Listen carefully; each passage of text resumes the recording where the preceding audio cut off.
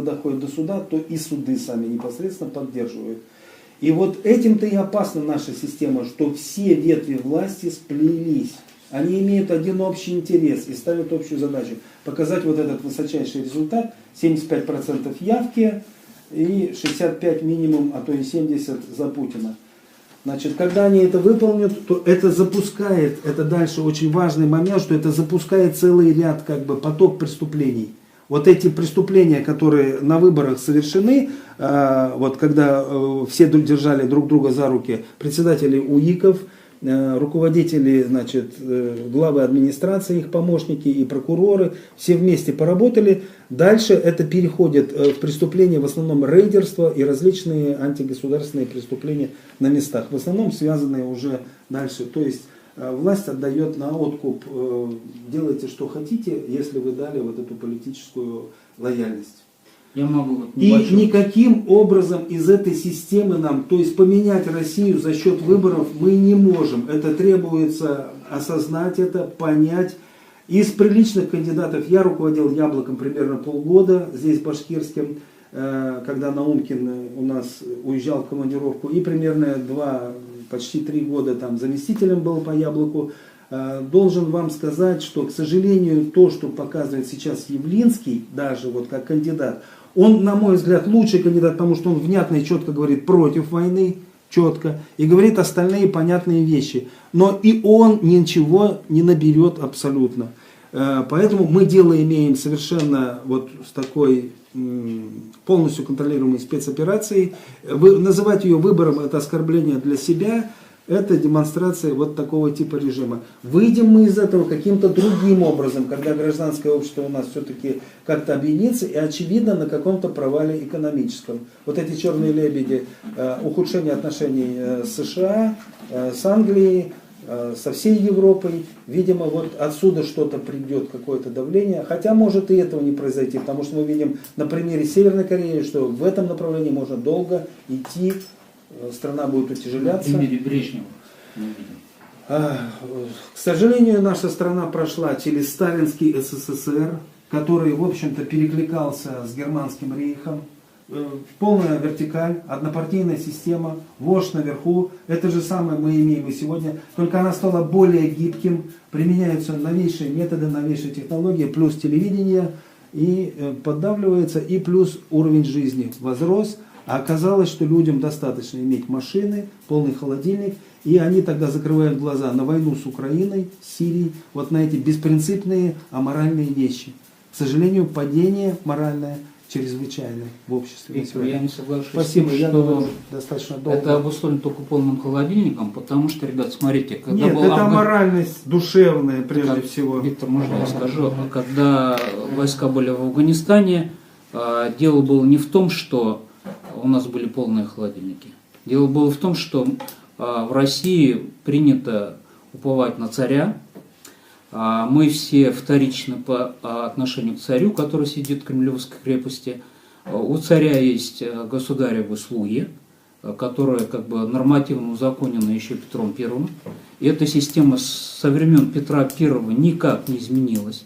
При коммунистах, при генсеках, при президенте, при царе и так далее. То есть вот я считаю, что эта система примерно несколько сот лет не меняется. И все наши...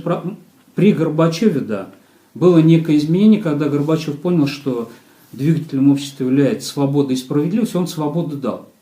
В принципе, он, может, и справедливость бы установил, но ему не дали, потому что это был человек, ненужный обкомом, секретарям обкома, ненужный директорам. И, естественно, они рукоплескали, когда Ельцин расстрелял парламент. 3 слова, если можно. Я категорически не согласен с тем, что система сохранилась с петровских времен.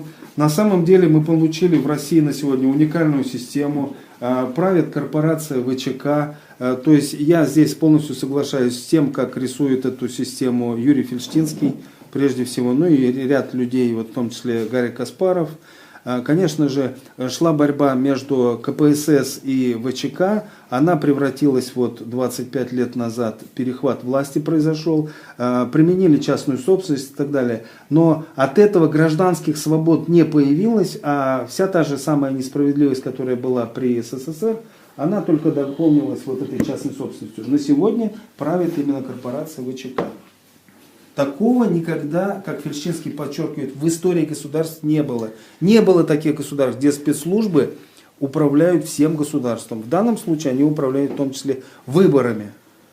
Да, теневики вышли во власть, то есть Это сейчас... не теневики, это спецслужбы. Виктор, именно, давай советские друг друга спецслужбы. слушать, да, то есть не перебивая, я предлагаю слушать друг друга. Про это очень хорошо написал историк Пастухов, который сейчас работает в Лондонском университете.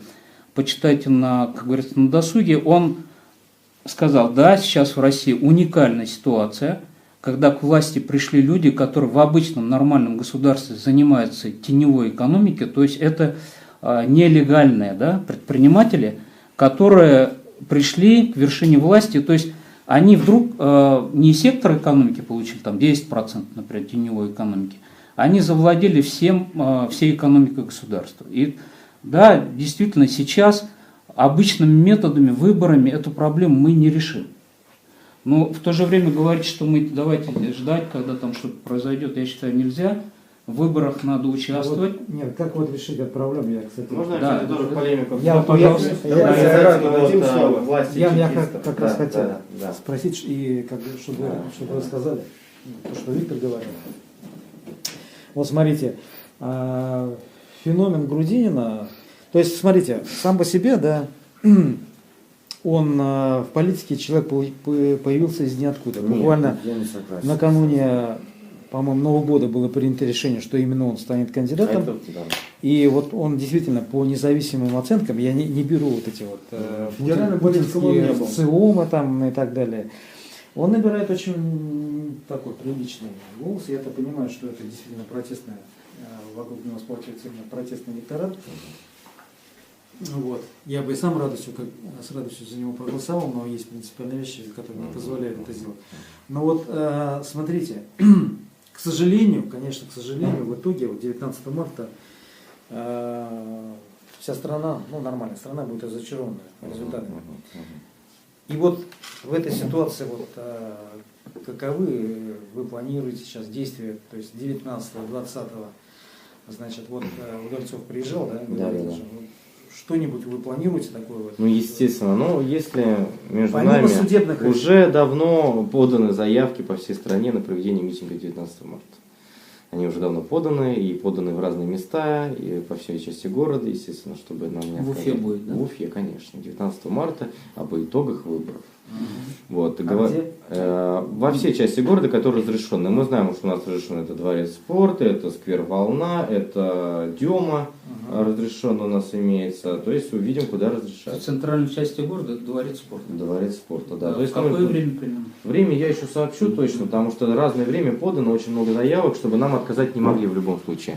Как раз касательно феномена того, что Грудинин был недавно. Я вот первый раз с Грудининым познакомился. Нет, вот по протестной акции. Протестная акция запланирована, конечно. Вот по всей России. По да, всей Москве, России. Да. Мы совместно с Левым фронтом, с НПС, в меньшей степени с НПСР, Левый фронт и КПРФ планируют проведение массовых акций протестных. Тема протеста в чем состоит? Протест состоит в том, что против фальсификации, против нечестных выборов, против тех результатов, которые мы считаем будут сфальсифицированы. Конечно, мы, по крайней мере, примем все силы, которые мы можем сделать. Мы сегодня не будем говорить сразу про пораженческие разговоры.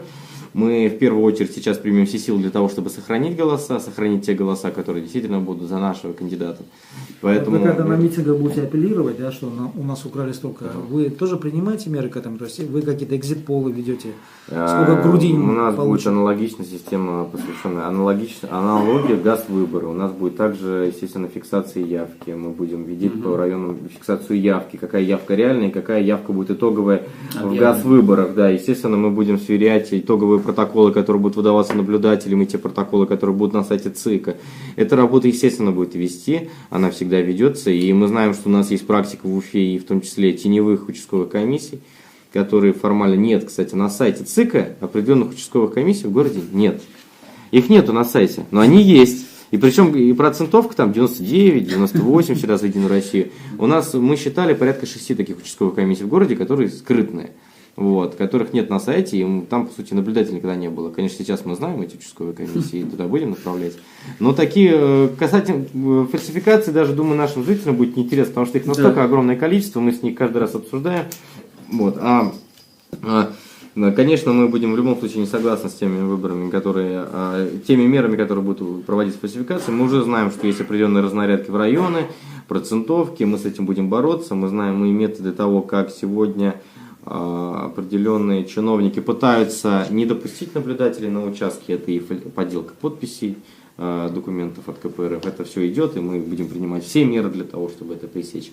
Вот. Отойдя, примерно я объяснил касаемо того наших первых действий, это, конечно, митинги. Это, прежде всего, анализ всех фальсификаций, которые произошли. Это, конечно, полный контроль аналога выбора, это сверение итоговых протоколов, я уже сказал. Это, естественно, митинги 19 числа. Судебная работа правовая? Нет, судебная мы всегда ее проводим, но мы прекрасно знаем, что такое судебная система, поэтому... То есть результатов там не будет? Конечно. Конечно, просто интересно, насколько далеко вы готовы идти. Это очень важно. Это очень важно. Говоря о судах, у нас уже был опыт 2000. Массовые протесты. Будут, конечно, обязательно массовые протесты. КПРФ поддерживает все основные решения голосования, если мы посмотрим те, которые предлагала верховная власть и Путин лично. Значит, то есть это предложение по войне с Украиной, по войне с Сирией, по введению самых разных репрессивных... Просьба сегодня не доходить до обсуждения фракции, мы сегодня обсуждаем выборы и обсуждаем кандидатуру. Хорошо, тогда я еще несколько слов вот о чем скажу. И, кстати, скажу. я добавлю касательно вопроса, я все-таки хотел прокомментировать, здесь все-таки